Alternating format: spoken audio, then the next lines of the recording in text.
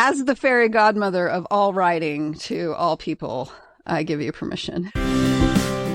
Welcome to Season 2 of the Kidlit Craft Podcast. This season, we're doing a deep dive into K.V. and Lewis's YA thriller, Thieves Gambit. Today, we're focusing on pacing.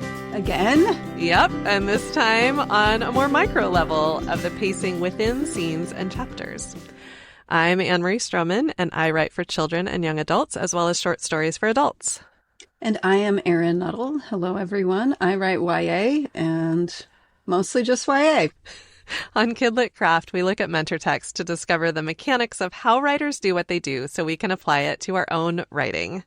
And we wanted to remind you that we have one more Ask the Author event this spring on April 22nd with Lindsay Lackey talking about her middle grade novel, Farther Than the Moon.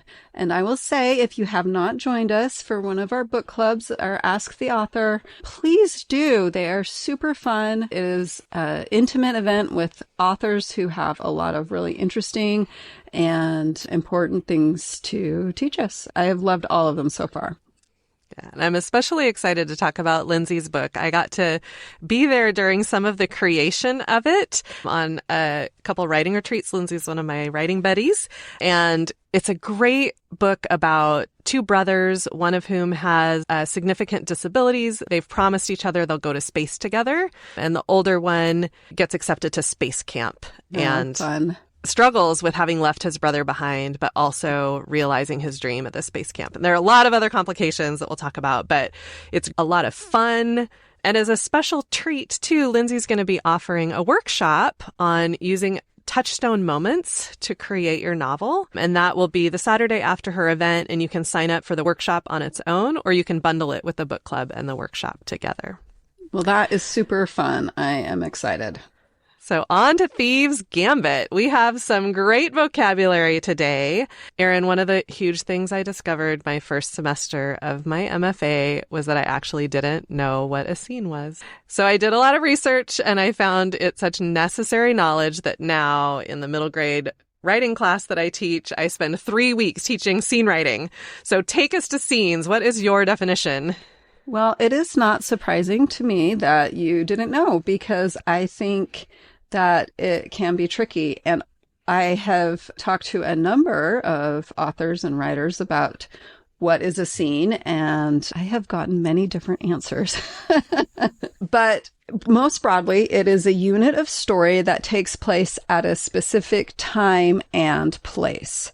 And the characters, they engage in action or dialogue or both. And scenes are structural units that help move the story forward. I think that for me, scenes take place in one place. If you move to a different location, then you have a new scene. I have had people say if you add a new person, if a new person comes, then the scene changes. I personally disagree, but that's because I like to write scenes with a big cast of characters. And sometimes the best way to introduce another person is to have them come into the scene. That's true. But in general, it's just a unit that helps move the story forward, and something has to take place. If you have a scene where nothing takes place, no change, no new information, then it's not a scene. It's just a little piece of writing that you did for fun. I often have little pieces of writing that I did for fun in my novels. I go through every scene and write down what changed. And if all that changed is that they moved from the pool deck to through the locker room to the front desk, then, and that's all, then that probably doesn't need to be a whole scene. Right. Or you can add to it, right? Like you can have new information come up during the conversation, or something that happens that causes a change. But yes, if the change is just a movement through space, or the change is dialogue that is witty, which is my favorite kind of scene to write, just dialogue, but we don't get a big change, then that is a scene that needs to either be cut or to add more to. And I also think of scenes in relation to summary, too, that when you're in a scene, you're in the action, it's sensory, it's physical, it's not just heads talking in space, it's not exposition or storytelling, and it's not summary, right? A summary might be, they spent the whole day at the beach and they got popsicles and then they drove home. And that's a summary. And then when you're in the scene, we're going to feel the sand and feel the breeze and smell the sea air. And we're going to have dialogue and we're going to have specific actions within that. So I think of scene in that way as well. Yeah, I think that is a good way. And you don't need all scenes all the time. That's something I need to remind myself because I like to be in the moment. And it's important to have those summaries. You do need to know that they drove to the beach. Do we need to be in the car while they drive to the beach? Not necessarily. So we have just talked about how we have scenes and summary in novels. Is that all? No. There are more pieces. A really important piece in writing a longer story, especially, but I think in picture books as well, is a sequel. And a sequel is a passage of writing where the character reacts reflectively to the previous scene. And that is my hoity-toity definition. If I'm looking at it's where the character reacts to what just happened. Like you emotionally react or you make a decision about something because of what just happened. It is where we as the reader get to be in the character's headspace. It could be for a long time, but it could be very briefly. But personally, I frequently forget the sequel. And I want to go from action to action to action. And I want the reader to intuit why the main character or whichever character, whoever's head you're in, why that character is doing what they're doing by their actions. And that is not fair to the reader. and it actually keeps the reader at arm's length from the character. So you want those sequels to let the reader know why the character is acting or is making these choices. You want that moment in their head. I had that in one of my semesters at VCFA, and my advisor just said, I don't know why, but people like to know what's in characters' heads. It's like, okay. But this idea of scene and sequel, well, one place that it's found is this great book by Jack Bickham called Scene and Sequence. And he goes into a lot of detail, and you summarized it so nicely. I tend to think of it as this action and reaction, as you said, that for every time there's an action, there's going to be a reaction to it. Even if it's, someone gets punched in the jaw and they punch back, right? There's a moment where they decide to do it. And it could be 2 words that give you that instant of reaction to it. Not to interrupt you, but for me, I think one of the reasons it's difficult is because of movies and TV. Because we don't see inside characters' heads. We do, however, get a visual of their face. Wow, I was watching something, Dopesick. I don't know if anybody has seen that. If you want to be really upset by the opioid crisis, go ahead, watch that. It's excellently done. And there's this scene where the Richard Sackler character is listening to this quack doctor explain how if you have someone who is getting breakthrough pain on Oxy, it's not because they're addicted. It's because their body just needs more Oxy and that will keep them happier. And if I were writing this scene, I would need to be in Richard Sackler's head. I would need that. I would need to see his reaction as a reader. I would need to see him call into question. But because it was, a movie or a miniseries or whatever, I watch his face and you see it pass on his face that this guy is an utter quack and how useful he will be for the Sacklers and Purdue Pharma as he promotes this idea that there's no such thing as addiction. We just need to have the proper amount of medication in us. And that all crosses his face. But we don't get that when we're reading a book. I mean, I suppose you could try to write that, but I don't know how you would write these facial expressions. I have no idea. I don't think it would really work. No, it wouldn't work. But we needed that. I needed to know, watching that show, that Richard Sackler knew this guy was a fraud and that he would be super useful. And if I were writing that scene, I would need to be in Richard Sackler's head where he has that reaction. And now it just needs to be where he says, whoa, what a useful idiot. Like, that's it. That's all you would need. Or you could have him, think at length about how much money he's going to make off this guy. It depends on, how you want to write that sequel to that scene. Mm-hmm. But not knowing what Richard Sackler is thinking in that moment does a disservice to the reader, right? Which brings us to pacing, whether those reactions are long or short. We've talked a little bit about pacing last time. Can you define it for us again? Of course. Pacing is the speed that the story is told and not the speed necessarily that it takes place. So you could have in fact, I did read a book that basically took place over one day, and it was very slowly paced, but it was just one day. And then you could have a really fast-paced book that takes place over 5 years or however long, right?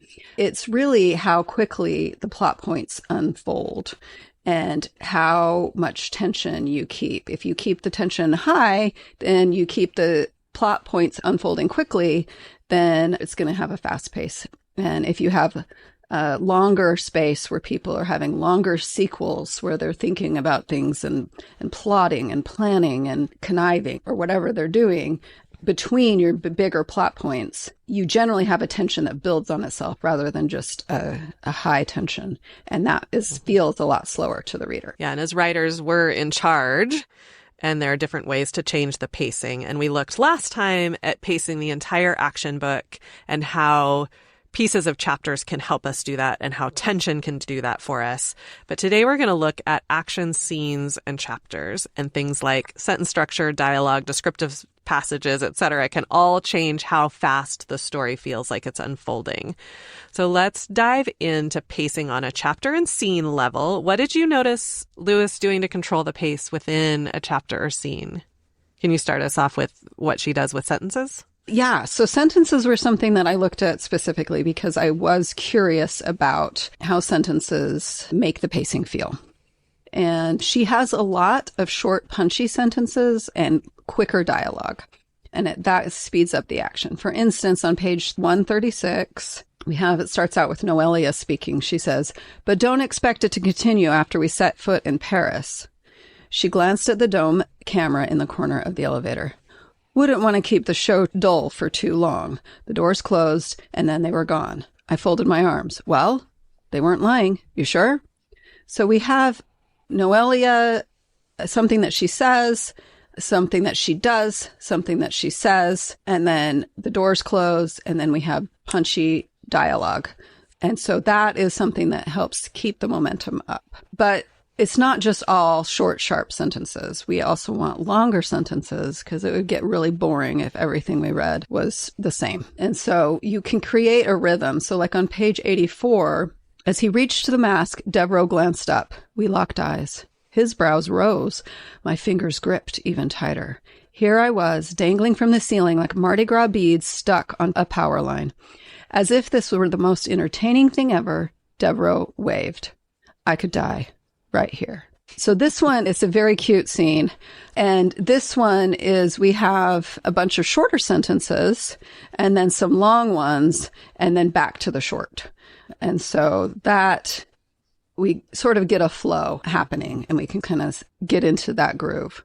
Right. And those clauses at the beginning, here I was dangling from the ceiling, as if this was the most entertaining thing ever. So contrasting with we locked eyes, his brows rose, adding those initial clauses slows down the pace there so that we're in the moment with them for a little bit longer. Right. That definitely extends things a little bit, but it's not like 6 paragraphs. Right. It's not like a super long version. It's like, it's the action-paced version of a long sentence. Yes. So no Henry James there. Right. Yeah. And that writing is really direct. We get those short, simple sentences. Are there other techniques that she's using here with sentences? Well, like you said, her writing is very direct. And so we have short, active voice sentences a lot. And we also have really vivid verbs that help depict what's going on, the action that's taking place. So like on page 102, as I reached for the door handle, the car jerked forward. What was he doing? Devereaux held my gaze. You get in, you owe me. I hesitated. There's always a catch. Open it for me. So we have this scene that we can easily picture but we don't actually have a lot of description about what's going on. We have, she reaches, the car jerks, she hesitates, he held my gaze. So we have these verbs that tell us right away what's going on. Mm-hmm.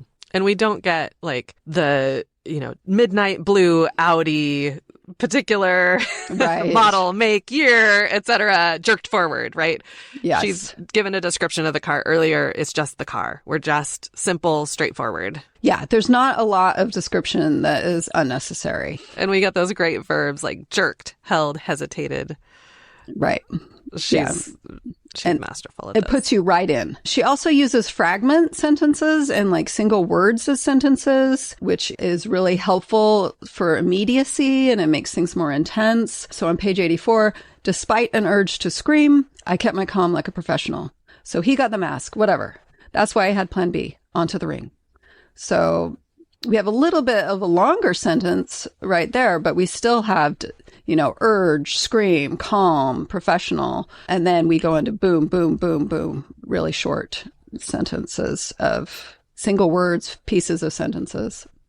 So one of the most important roles of an author is controlling what readers pay attention to and then how much room something has on the page, if any. So how does Lewis leverage that? I think that she does well is an idea that I think because movies and TV are such a part of all of our understanding of entertainment and understandings of stories, it really helps me to think about it like, where is the camera focused? And so she does a good job highlighting the most important movements and reactions and skipping unnecessary details, kind of like we were talking about with like the description of the car. So we have headlights flash to the left of us.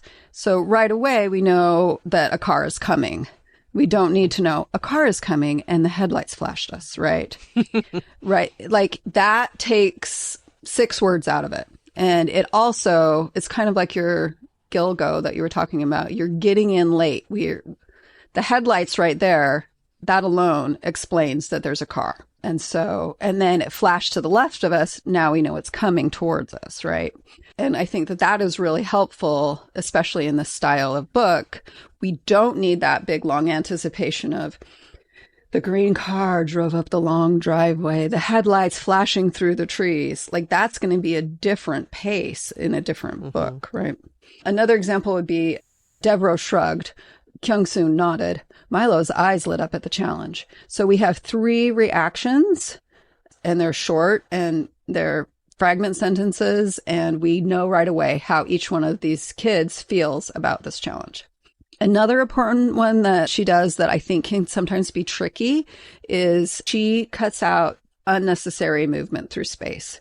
It's so tempting to be like, and they walked across the room and opened the door, right? Like, because, we may be seeing, at least this is how I do it. I see things play out in my head. And so I see my character walk across the room and answer the door. I see my characters get on the elevator and ride it 6 floors up, get off the elevator, walk down the hall, get to the hotel room. Instead, when we're on page 100, we skip from the lobby right to the hotel room. So the elevator ride, the walking down the hall, swiping the card for the key card, like all of that is just skipped. We move from one place to another she trusts her reader to understand that all those things happened. Yeah, and if you think of graphic novels or cartoons, even picture books, writers are often thinking about what happens between the panels or between the page turns. And when I was first writing novels, as I told you about my walking through the locker room scene, I felt like I needed to get everything on the page, including moving from one location to another. And you can just skip it. Lewis does it. It's great. We know. Right. And it shows me how much she's in control of her narrative. Yes, for sure. And if you do think about it in a TV or a movie idea, frequently a new scene will just open at a new location.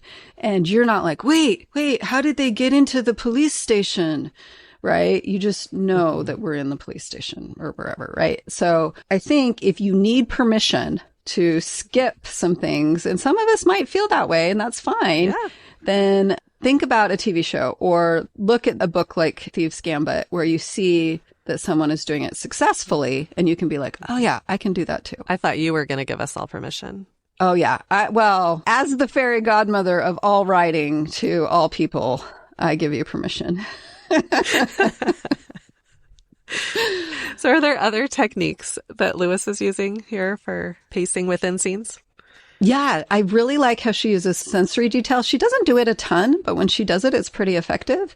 On page 78, she has a memory of cold metal cuffs biting my wrist at ski school.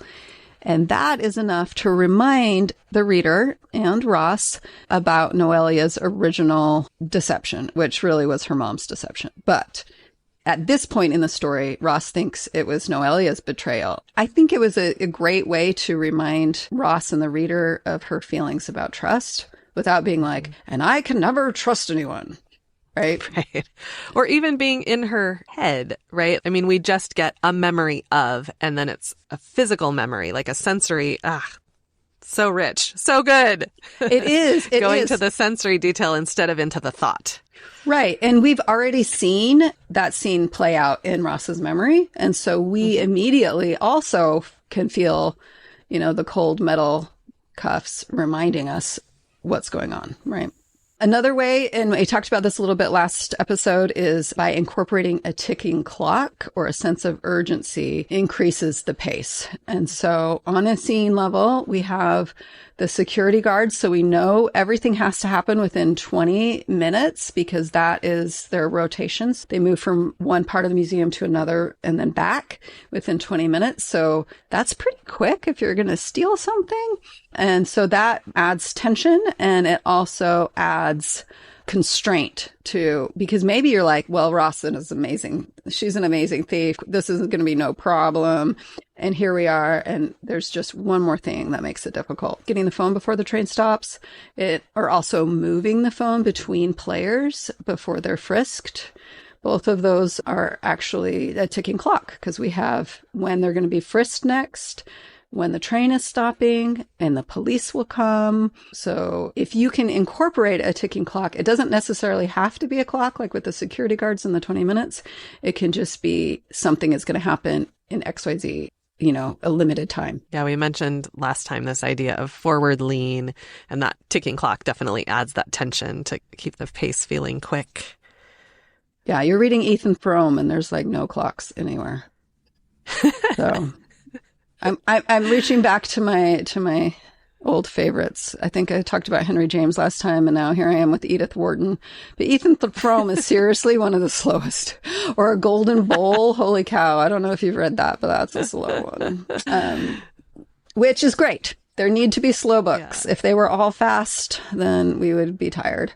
But we're talking about fast books today. So we talked about sensory details and not getting into Ross's head, but how does Lewis use internal monologue to help with pacing? Okay, so on page 135, we have an example of Lewis incorporating Ross's thoughts to add tension and depth to the moment. Ross is on a train, if I remember right, and she's seeing like the French countryside, and they are in a truce. And so you might think that this would be a boring part of the story, but we get how unfair that I got to see something so serene while Mom was trapped in a nightmare. She was caught Thursday night. It was Sunday now. When did 3 days become a lifetime? So we have this little piece, 3 sentences, I think, of Ross's thoughts that remind us how much time has passed. So we have a little bit of ticking clock there again, but we also get to see how she is worried about her mom. And so we have a reminder of the stakes. Lewis does a really good job reminding, we've talked about this before, but reminding the reader and Ross of the stakes and why this is so important. And as someone who struggles with stakes, it's helpful to see. We talked in our action episode about how we need these moments of reflection around the action, or it just gets to feel samey. And so we get this nice moment of what she calls it serene, right? And appreciates this little break. And it gives readers a little bit of a break too. Even for such a fast-paced book, we have these moments of interiority, this moment of reflection, this moment of the serene outside. And, we get the contrast with her tension inside. in this moment of interiority. Well, if you have ever seen Mission Impossible 2, it was John Woo was the director, and he was known for doing music videos, and the whole movie was no interiority, basically.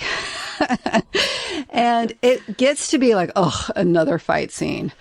Even their bodies don't get a rest. You'd be like, how can the human body withstand that? When you have just over and over action, and you don't get that moment to breathe, and you don't get to see inside Tom Cruise's head, right? And why he's doing this. And you don't even get it on his face because he's wearing a mask.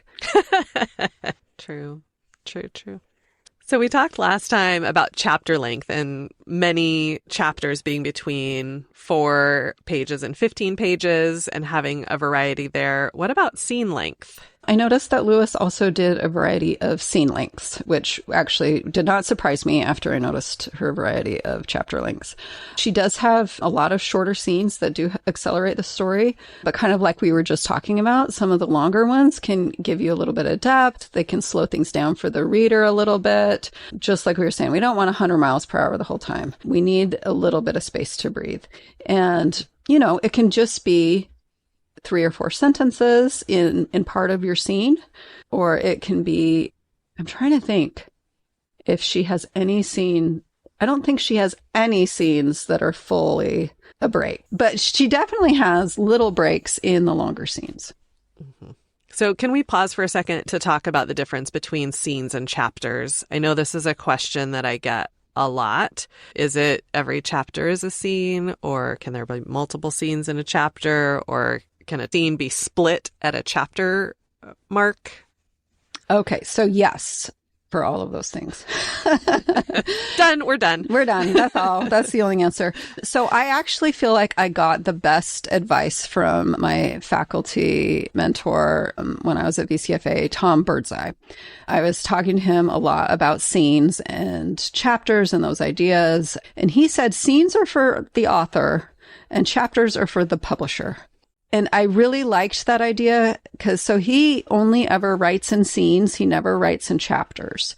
And it's only later when he is working with the publisher that sometimes he does break up his scenes in the middle. We talked last time about kickers, a sentence that kicks you into the next chapter. And that might be in the middle of a scene. You might be in the middle of hanging off the cliff, or whatever it is that might be the middle of the scene. I think Emma Kress does a really good job with this, with her chapters. She frequently breaks up scenes into different chapters. In her book, Dangerous Play. Dangerous Play. Thank you.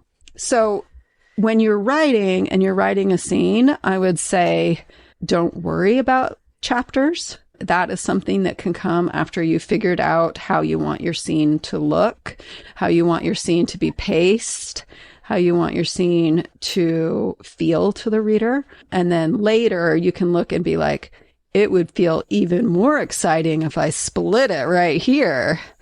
Or you could say, I think these 2 scenes would go well together to be a chapter. Or I think this one scene is a great chapter on its own. But as a writer, I think if you focus on just writing the scene, one scene and then another scene and then another scene, you can worry about chapters later. If maybe you do something different, that's okay. We all work the way that works best for us. Yeah, I'm usually doing chapters in like my 4th or 5th revision, like very late in the process. I call it chapterizing, but one of our writers for Kidlit Craft, Christy Wright, thinks in chapters. And so she ends up writing in chapters, even though it might scene-wise split in the middle. Like her brain just does that. So you might find what works for you, but you can try it out. If chapters confuse you, just don't worry about it till a later revision. Oh, for sure. So, Erin, I am hoping you will take us through one scene to help us see all of these different elements in action and how they work together. I would love to go through a specific scene. So if you have your book, you can go along with me, or you can just listen and enjoy how I explain things. I wanted to look at the scene. It's the museum heist at pages 80 through 84. And it is just one chapter, although Lewis frequently has multiple scenes in a chapter, but this time one scene is one chapter. And I will say they are at the museum longer, but they are at different sections of the museum doing different things. So that's why they're different scenes, if that makes sense. So at the very beginning of the chapter, she grounds the reader in the setting. So she said, "I'd be lying if I said I wasn't a little excited, waiting in the vents above the 30-foot drop into the gallery. My fingers itched, ready to get my hands on something hot," which is a really fun. Speaking of fun entries into a chapter or a scene, that's a good one. So we know where she is. We know that Ross is in the vents above a gallery waiting to steal one of the things. In the previous scene, we know that she has gone through different options because there's a handful of things they can steal. And she's gone through the pros and cons of some of the different ones. So we already know that. And then there's a little bit more grounding and setting. There's about another paragraph or so. And then we get a ticking clock. And this is one we've talked about. It's the guard's rotation. Security was doing walkthroughs in 20-minute intervals. I had 20 minutes to get my target and dip. And then she even gives her another clock, well, almost another 2 clocks. 15 to be safe. Always assume you have less time than you think. It'd take 2 hours to get from Caen to Marseille with the help of a hijacked car.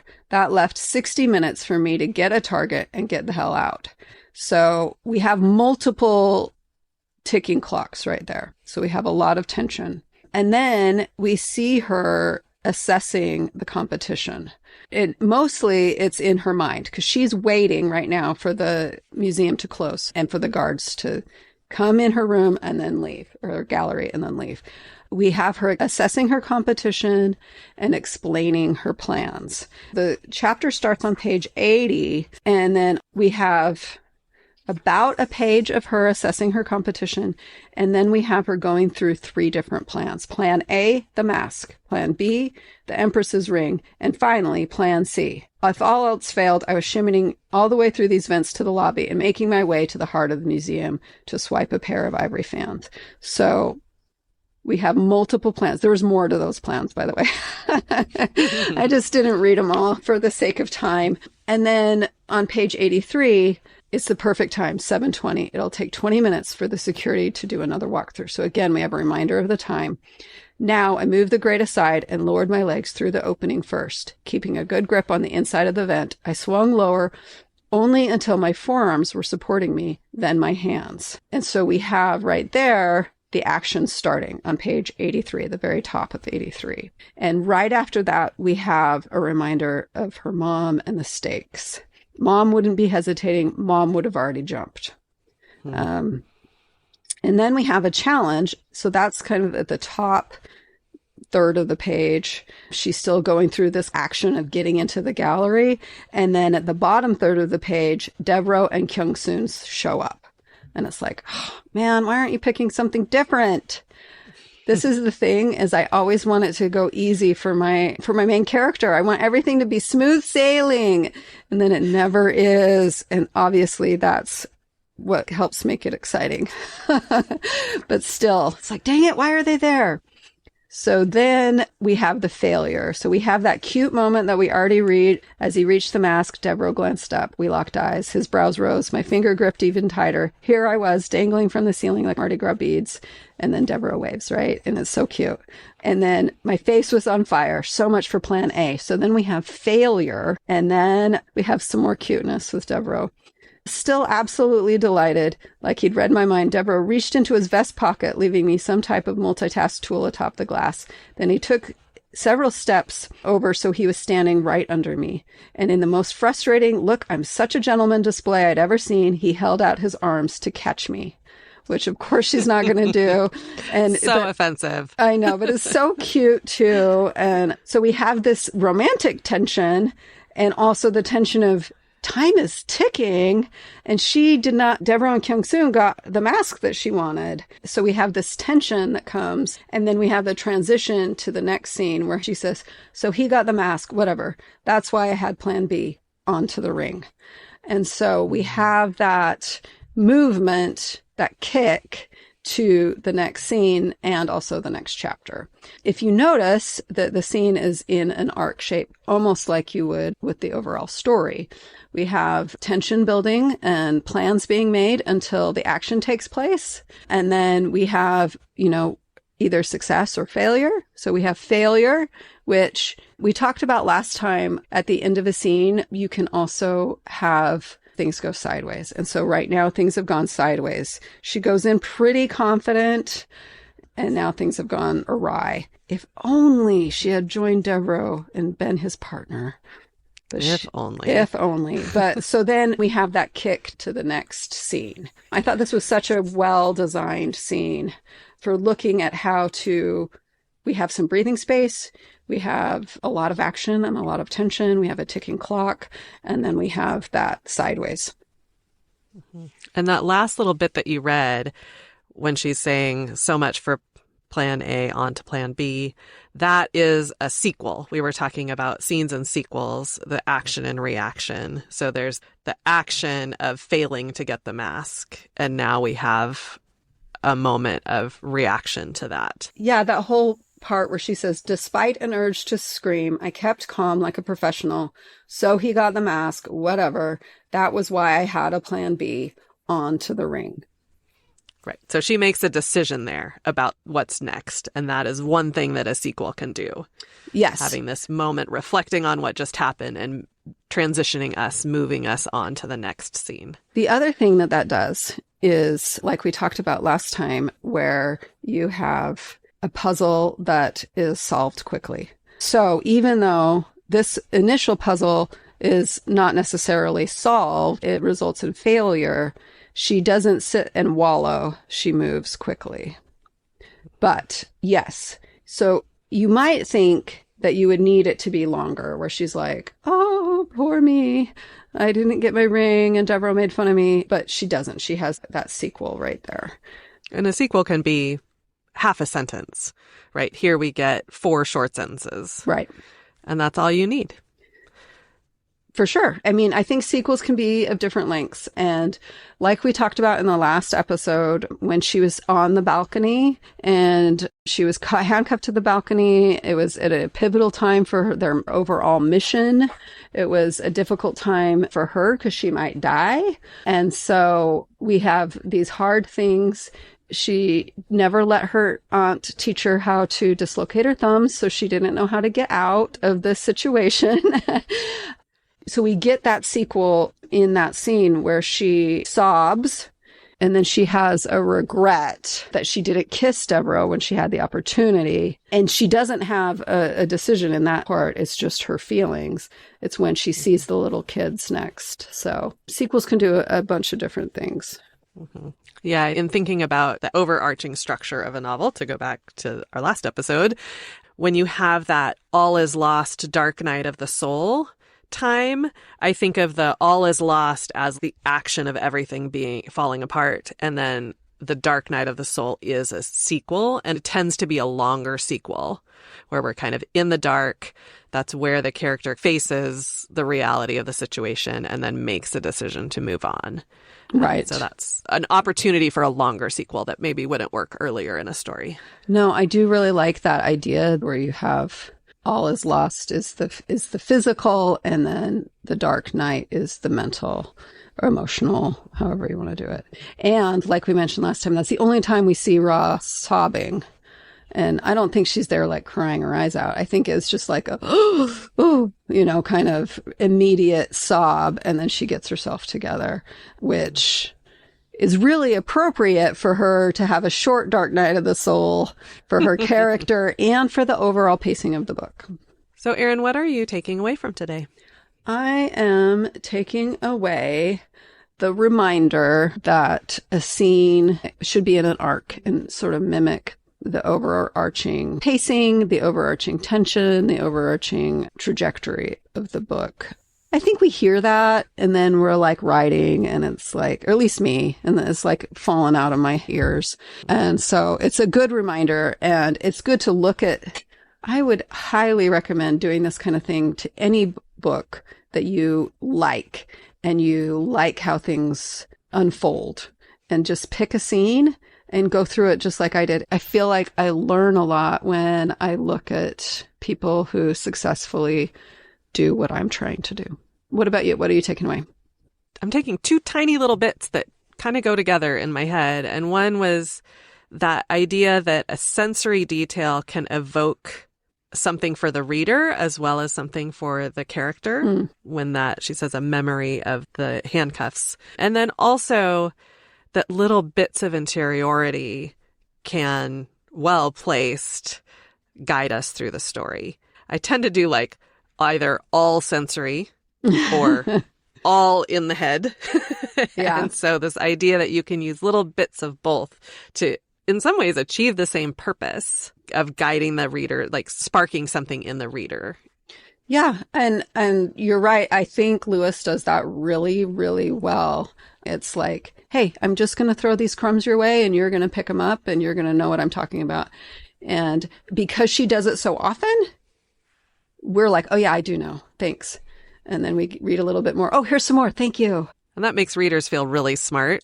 Yes. Which is really good. Yes. I love it when I feel like I'm such a smart reader. Okay. So what is today's cool gadget? I always like to find out what you have discovered. Okay, so I want to go back to a useful gadget that I ignored completely in episode 7 when I talked about the sarcophagus jigsaw job. It's Milo's pen that cuts and welds. And we first see this on page 81 during the museum heist, which we've been spending a lot of time with. He is going for the Elizabethan rough, and Ross sees him, and this is her narrative. He was using some sort of laser pen, making little incisions in the metal locks around the glass. He kind of goes away after that. But she brings it up at breakfast after the museum heist. They've been talking about the tools that they had brought, and no one had mentioned Milo's pen, so it gets really highlighted here. What was that pen you had? I asked. He laughed nervously. You mean like a writing pen? I saw you cutting through metal with it yesterday. Too late to lie. Milo sighed. All right, you got me. He tugged his sleeve up until a slender and unassuming silver pen slipped into his palm. Kansun gawked. You can cut through metal with that, like a lightsaber? If I'd been drinking something, I might have choked. Never had I heard the word lightsaber used so seriously. He's a Jedi thief, I couldn't help but say. So here in this scene, it's highlighted. It's separated from the other tools, and it's at the end of a chapter, so it's especially highlighted, and it gives us this nice opportunity for humor, which we might think that's all that Lewis is using it for, but no. Lewis always uses things for more than one purpose. So then we see it again after the sarcophagus heist. When they're moving the pieces of the real sarcophagus, Ross asks Milo and Kansun if they have everything under control. And here's what happens. Milo twirled his strange metal welding and cutting pen in his hand. I took it apart and I can put it back together. Don't worry, we'll get this thing loaded up and sent to our safe house in no time.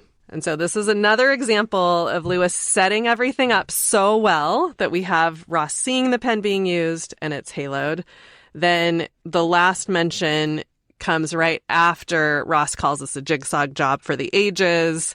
And this bit about the tool just explains how they did it without explaining how they did it. So if you remember when we talked about the sarcophagus jigsaw job, it was Milo who mentioned that the sarcophagus had been cut apart and put back together multiple times. And that's such a nice touch that he's also the one who does the cutting and putting it back together. So clever. It is so clever. There are so many thoughtful things throughout this whole book. It's kind of amazing. I should say that those are the only 3 times it's mentioned, too. Like, it doesn't take a lot of times to make it really useful and clever. Well, and that is not surprising because she is so tight with every piece of the story. There are no threads left dangling. You got to know if that lightsaber pen is going to be brought up, then it's going to serve a big purpose later. Pay attention to everything. All right. That's it for today. If you enjoyed this podcast, you can find more content like this at kidlitcraft.com, where you can also sign up for the Ask the Author book club, workshops, and classes. Find us on social media at KidLitCraft, and you can support this podcast on Patreon. We've also got t-shirts. You can find Kid Lit Craft t-shirts at Cotton Bureau. We'll put a link in the show notes. Please download episodes, like, rate, and review us on Apple Podcasts or wherever you listen. And let your friends and family and grandma and neighbors and everybody know about how amazing we are on this podcast. And we can't wait to nerd out with you. Thanks for joining us. See you next time.